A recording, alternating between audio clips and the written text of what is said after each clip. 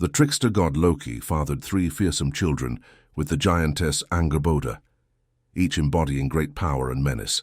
Their first child was the serpent Jörmungandr, the second was Hel, the goddess of death, and the third was Fenrir, a monstrous wolf. The gods were deeply troubled by the fates of these beings. They foresaw that Jörmungandr would ultimately kill Thor during Ragnarok, the cataclysmic end of the world, while Hel would play a role in keeping the radiant god Baldur trapped in the underworld. Fenrir too was prophesied to devour Odin, the chief of the gods. To prevent this impending doom, the gods took drastic measures.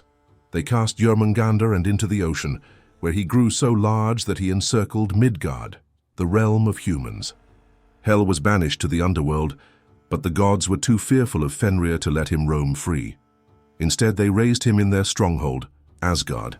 Only Tyr, the god of law and honor, dared to approach and feed the growing wolf.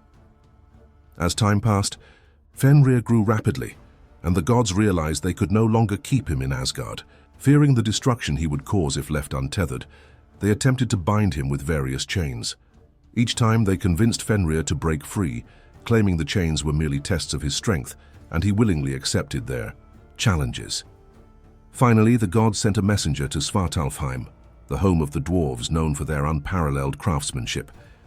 The dwarves created a magical chain called Gleipnir, made from impossible materials.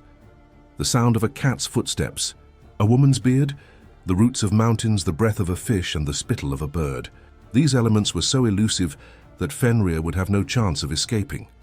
When the gods presented Gleipnir to Fenrir, he grew suspicious and refused to be bound unless one of them would place their hand in his jaws as a pledge of trust.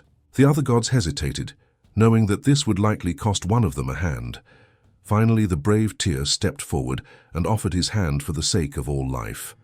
Once Fenrir was bound with Gleipnir, he realized he had been tricked and bit off Tyr's hand in anger. The gods then took Fenrir to a remote location where they secured him to a boulder and placed a sword in his jaws to keep them open.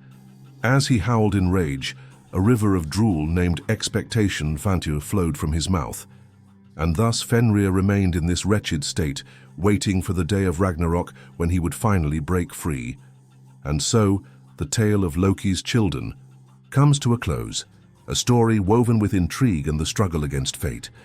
If you enjoyed this Norse stories and want to hear more captivating tales, be sure to like and subscribe to Ahmed World.